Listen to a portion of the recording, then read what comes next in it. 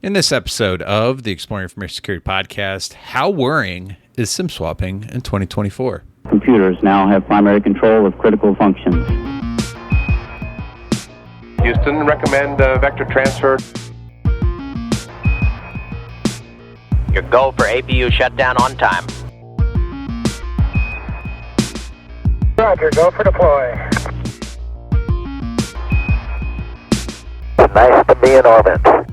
Welcome to the Exploring Information Security Podcast, where you'll learn, explore, and grow your security mindset.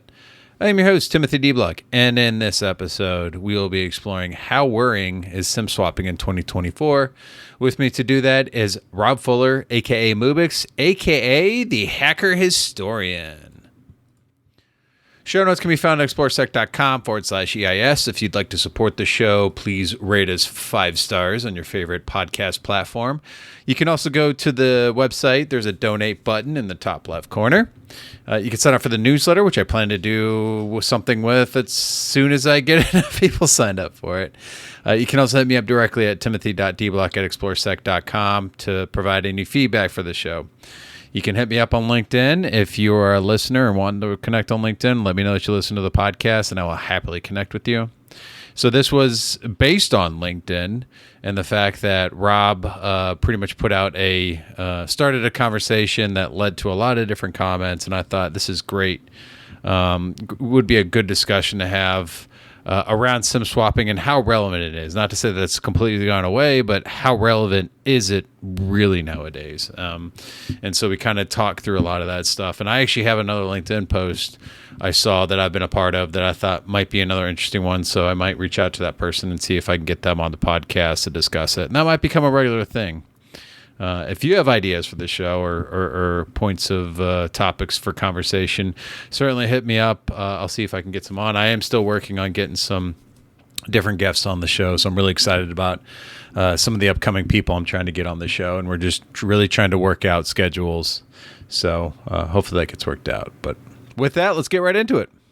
I am reading through. I will tell you, I didn't get through all the comments. Did you read all the comments on your post? I did. Wow. So he started answering. I did get to the end. So I was pretty close. I feel like LinkedIn, someone was making this point is that like Facebook, it's like you don't read the comments, just in general. I've been on the internet long enough that it's like, don't read the comments. It's just never good. But LinkedIn, I feel like it's fairly rational. Although I will say, I feel like some people took your whole point and kind of made their own agenda about it. Yep. Like the fact that like, yeah, I think what you were saying, and you can correct me here, is that SIM swapping, while it is doable and it is an attack vector, it's really, you got to really look at your risk profile. And people are going to use it for FUD and like pushing again their own agenda. And I think that's what you were kind of digging at, was the fact that like it is something we should talk about, but it's not maybe the highest priority on the risk management, right? Yeah. So couple of the points I was making. First, SIM swapping is not easy to do, not as easy to do anymore, unless you have someone. I think someone made a point on the LinkedIn post that one of the threat actor groups had someone they were paying $20,000 a month or whatever to do that. Those people get caught, right? Like that's not a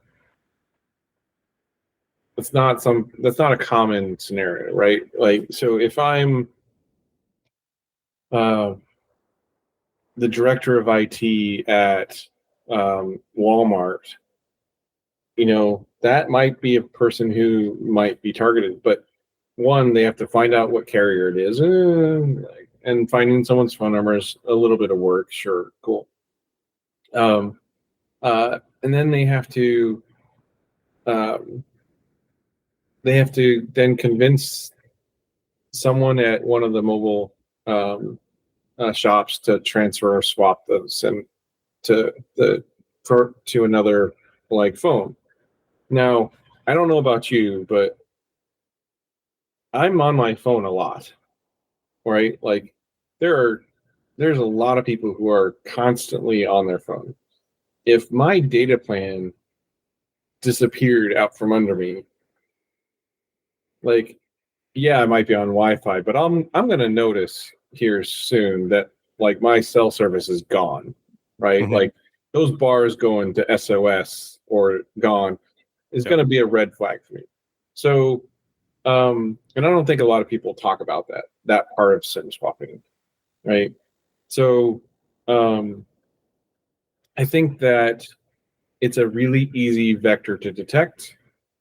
It's a really easy vector to report to the FBI or to the vendor or whatever. And so you can be on that case pretty quickly, and you'll know what user it is because they'll be the one saying, "Hey, my data's not working. It's SIM swapped or whatever." Now, do you need to teach your employees what that looks like? Sure, like that should be probably a thing that they should understand. Hey, if your data goes away, this is one thing it could be. Let us know, right? Um, and so then you start tracking back that user, right? So like that's one point about SIM swapping is that it's relatively easy to detect that it's happened after the fact. The second point is like you initially said, the risk factor is pretty low. Like unless you're a particular target, I don't think anyone's going to come out and find your phone and do it that way.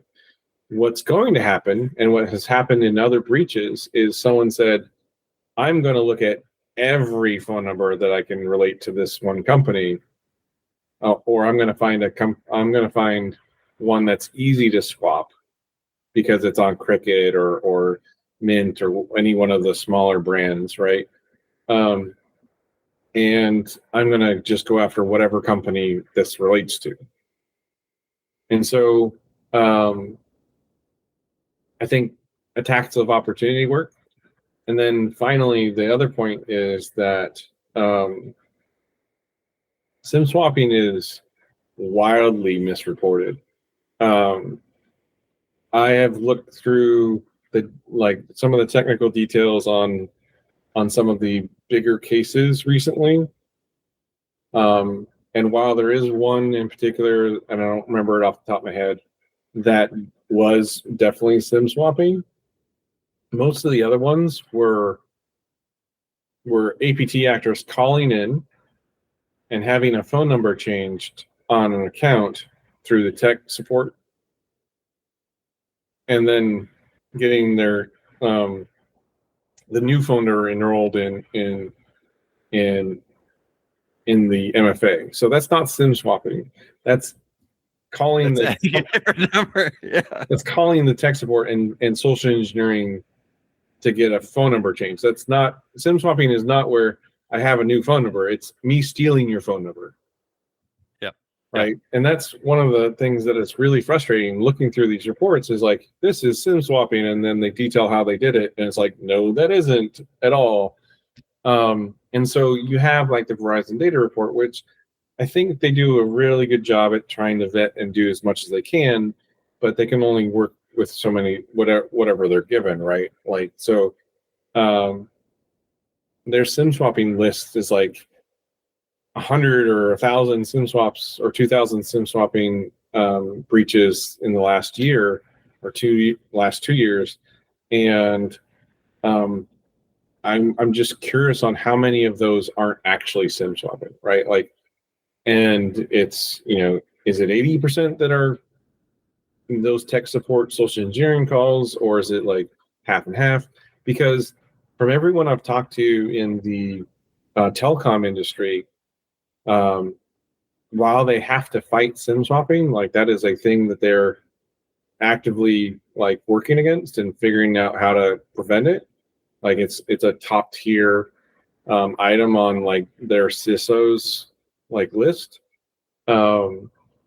It's also not that prevalent, not as easy, right? So T-Mobile, Verizon, and AT&T all have protections against SIM swapping that are either on by default or very easy to turn on.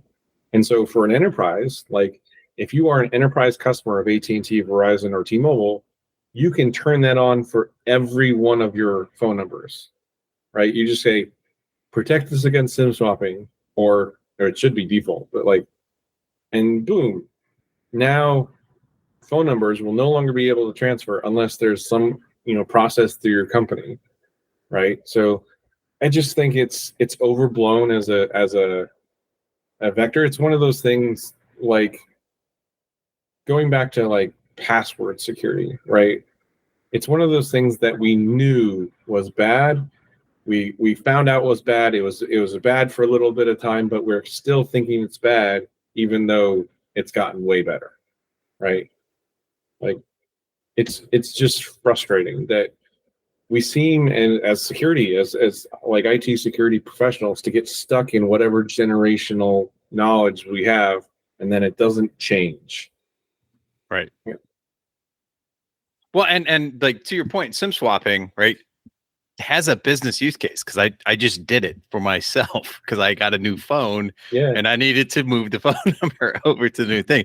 Funny enough, though, I was doing it on a Friday night because I had to take my phone in the next day, and I wiped my new phone after doing it and totally hosed myself. But because I had access to my number, I could reset the MFA on a lot of my accounts. So like it is like so there is like this, like to your point too, it's like there's a balance. And I feel like there's always a balance of security. People are like, get rid of MSS. We could have another conversation about let's get rid of passwords, right? And it's like, you realize those have been around for thousands of years, right? Like they're not going away, because if you have a password, then you have something else. But SIM swapping is it has to occur. And yes, there's always going to be an attack vector. And I think you're right in that it's going to be APTs, right? It's going to be some of those, because it is noisy. And really, attackers are always going to find the path of least resistance to stuff. And SIM swapping, while it may have been useful back in the day before, like you said, the telecoms have put more controls in place, it was probably a lot easier, right? Yep. But I agree with you in that. Like, I think we need to kind of reframe some of that. I didn't even think about the fact that they might be getting misclassified, because that is my current concern is service desk. I just had training with our service desk going, you guys have to deal with people on a regular basis, right? And there are going to be people that try to, and I see it in our phishing. I see it in, all this. We've had people call in and try to do different stuff. All this stuff is occurring. So it's like, while we're worried about SIM swapping, it's like, you realize they're just calling in and, to your point, adding their own phone number to the account. Yeah, exactly. That's what we need to be looking for. Like, do you know how many times on pen tests or red team assessments that I've gone and said, oh, add this new device to my profile, and now I have MFA. Like I can do whatever. I can log in, like I can add Outlook on my phone and force push the MFA over to you like a dozen times, and now I'm authenticated permanently, right? Like there's so many other attack vectors. SIM swapping is just, what I'm seeing is session hijacking, right? It's like, just get the session. You don't even need MFA at that point. You have their live session. We've seen this, right? Is you're going to see people just go to a link, and they're gonna take their token or cookie or whatever, and they're just going to get into the system and be able to do whatever they want.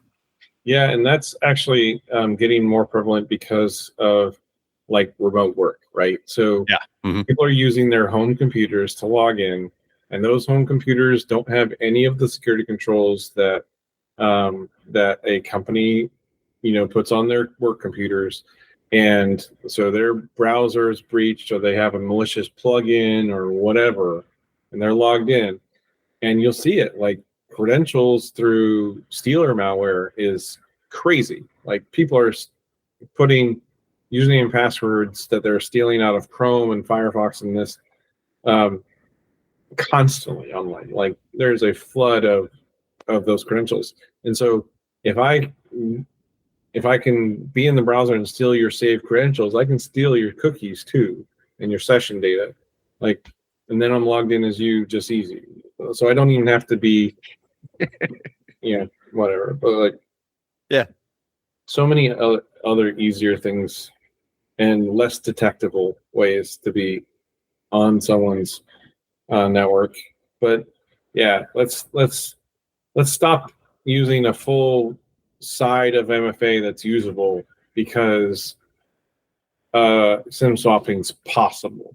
That's a great idea.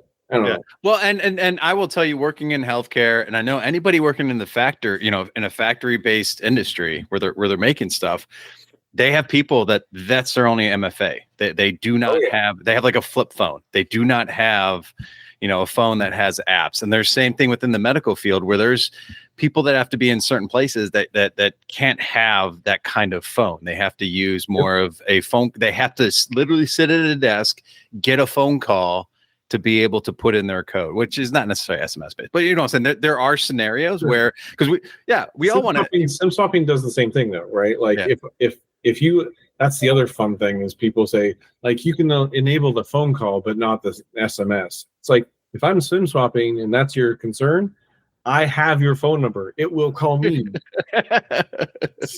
Like, but there's, to your point, like if you're a global company in any way, shape, or form, there's plenty of countries that don't have smartphones, right? Like it's not a prevalent thing in that country. And so how are they going to MFA? If there's no app to install on my old Motorola Razr, like it's not going to work. Right. And you still need something, and yes, we all want phishing resistant MFA. That's my new favorite buzzword. That's a buzzword, by the way, now, guys. is like that's not financially sound either to give, like you're saying, a global company. Let's give everybody FIDO keys or UB keys, right? And then we create a new scenario with that where people lose those all the time, right? So yeah, so it's just like. We're going to create new problems, right? Yeah. Yeah. So it's risk based. It really comes down to it, right? So, and conditional access is something that is really prevalent in all of identity platforms these days. If I have XYZ MFA, if I have SMS MFA, then I have to conform to these 3 rules for me to log in. If I have this way, like if I have FIDO and I have a physical token, I get to stay logged in for, a week or a month or whatever. If I have another type of MFA, then I only get, 48 hours. If I have another type of MFA, I only get like an hour or whatever, right? Like if you cut things into risk-based buckets and say, the better security that you're operating in, the more permission that I have, and the more capabilities I have, and the less security that I do, the less capabilities I have, then you really start empowering that detective capability, right? Like if I am a person who logs in with my FIDO token every single day, and I can self-service that, and that is my norm, and then all of a sudden I hit SMS for the first time, that's a detective control that you can easily put in place, right? Like, what happened? Why did this happen? And the great thing is that that's all automatable, right? I can say, here's a text message, or not a text message, here's a Teams message or a Slack message. Hey, you SMS'd MFA'd for the first time. Was this you? And why are you having troubles with your token? If so, here's a link to some troubleshooting steps on your token.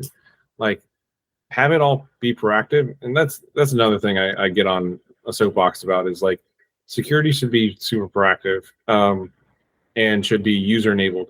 As a red teamer, as a pen tester, I've been caught way more times by users looking at something. Hey, I didn't open Excel, like, or I didn't push this button, or I didn't do this, or my database logged in or I lost my credential or whatever, right? Way more than any incident response team. I think I've been caught by incident response teams twice in my career. Oh, wow. And I've been caught by users reporting stuff or irregularities or mistake I made over hundreds of times. So the more that we can empower our users, so like sim swapping, hey, we with installing Duo or whatever, or your MFA of choice at Microsoft or whatever, like that app can know what IMEI number it's coming from.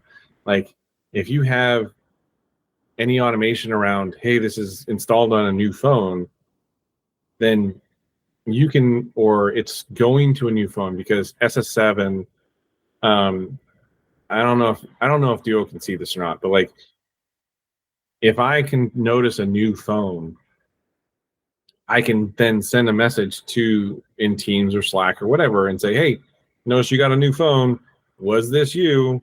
Like the more that we can empower our users, our employees, the more that they can do and report to us themselves and say, hey, like Google did it first, right? Like Google, as far as I know, Google was one of the first that says, hey, notice the new login from here. Here's the address, here's the IP address, and here's kind of where it's coming from. Did you log in from Bangalore? The more that we can do that kind of stuff, the better. And I think that just fear-mongering around, getting back to SIM swapping, the less we can fear-monger around SMS and SIM swapping, the better things we can focus on, like empowering them to know, hey, if you did have a SIM swap happen, if you lost data all of a sudden, here's what your phone will look like if you have an Android phone or an iPhone, and here's what you need to do. Here's the link, or here's the email address to report it to us. Yeah, no, that's good. And I think you can even automate a lot of that too. Like just have like a message pop up saying, did you switch phones recently? Otherwise we have a suspicious activity on your account. Yeah, no, absolutely. We're kind of doing this backwards. But what is SIM swapping as far as like, how would you like actually do a SIM swapping attack? I feel like we've talked around it and I don't know. I looked and I've never done an episode on SIM swapping. So I kind of want to cover that to make sure that people understand like what this actually entails. So SIM swapping is, so a SIM card, you don't even have to have a SIM card anymore. There's eSIMs these days, but like a SIM card is the thing that goes in your phone that tells the SS7 network, which is the cellular network, that I am trying to talk to T-Mobile or AT&T or Verizon. And it holds the data that says, these are my credentials that say I am this type of device. And so when it talks to that network and it says that, then you negotiates with whatever carrier that it can see. And it says that that's my phone number. This is my phone number. And so when I want to SIM swap, I have to go to a carrier like T-Mobile, Mint, whatever, and say, hey, I want to use your service instead, or I want to use or I can go to the same carrier and say, I want to use this same phone number on a different phone. And what they do in the system is then relate your phone number to a different IMEI number. And that IMEI number is the number, like the serial number for the SIM, right? And so that's the negotiation that happens. And in their system, they report back that your phone number is that. So for me as an attacker, what I would do is generally I'd go to a different carrier than whatever you're on and say, hey, I want to be a new customer. My phone number is over on this company. Can you put this on my, I'll buy a new phone from you. Can you put that phone number over on my account so that I can keep my current phone number? Now, like I said, you can do it inside the same company as you would if you bought a new phone, but most SIM swapping that I know of happens carrier to carrier, so that you can at the smaller carriers convince someone to do it for you without a lot of those controls in place. And this usually like requires personal, PII type information to do all to verify. It didn't used to. You used to be able to just say, "Here's my new phone. Here's my phone number." They started. A lot of the carriers will now ask for ID, and a fake ID sometimes will get by pretty easy. You just have your photo with their name on it. But many of the bigger carriers these days will go through like a phone pin or a call to another phone on your plan. There's also like tell us there's a couple of carriers that'll do like tell us some of the recent calls you made or common phone numbers you could call to. So they're doing a lot there. There's also SIM locking. So I know that Verizon and T-Mobile have SIM locking.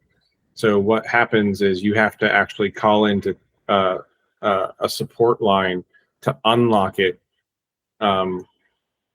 for it then to be available at any location to swap. And you have to call from a number on your plan. So if you don't call from a number on your plan, you can't unlock it. So there's a lot of controls that are put in place now, right? Like, yeah. So, and I just did that with like my wife. I switched her. We were on 2 different carrier networks, and I switched over to one of the other ones, and I had to do the same thing where I had to go and we couldn't figure it out because she kept getting SOS even after getting off the port. I think I tried doing like the online chat or whatever. I'm trying that a little bit more, but then I realized they were like, "Oh, have you done the port from your other carrier?" So I had to log in. Once I logged into the website, it was like I had to put in a PIN or approve essentially from that carrier before it switched over to the other one. So to your point, like that's got to occur before I even get the number over to the new carrier. Yep.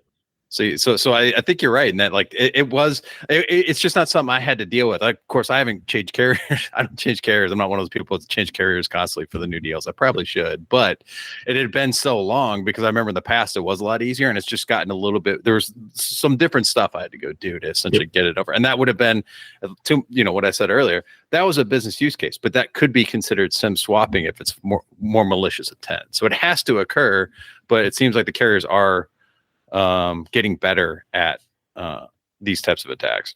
Very much so, yeah.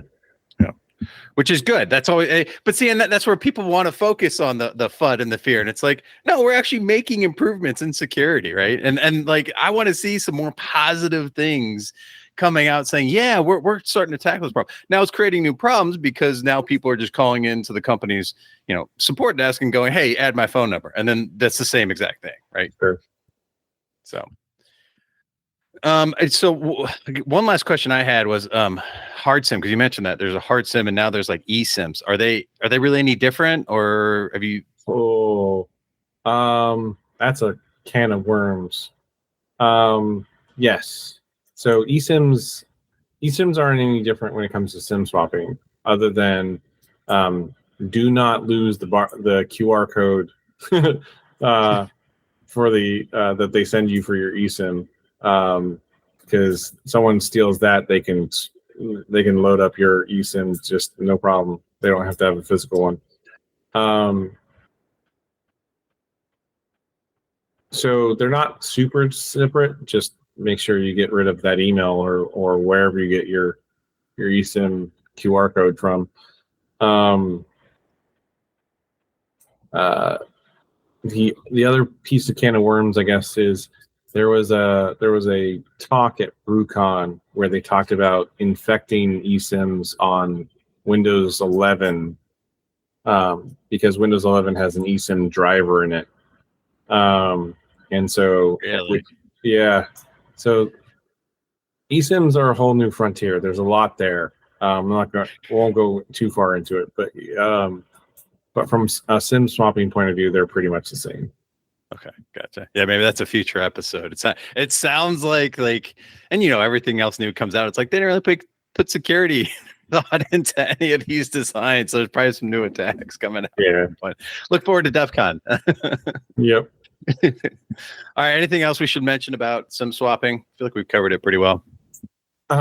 Just to know what it looks like. If you've ever changed from one phone to another, just remember that that's the same thing that happens on when someone does SIM swapping on you. So if you see it, report it. Not only work on it yourself, but also report it to whatever company you work for, because there's a good chance they're targeting your company and not you. Yeah. That's what I meant to ask too. Mint and Cricket. So do they have, because they're newer, like, are those easier to SIM swap if you're on one of those networks? I have not looked into the controls that they have. I'm hoping that they do have controls, but I don't. You'd hope so. Don't know of any on them.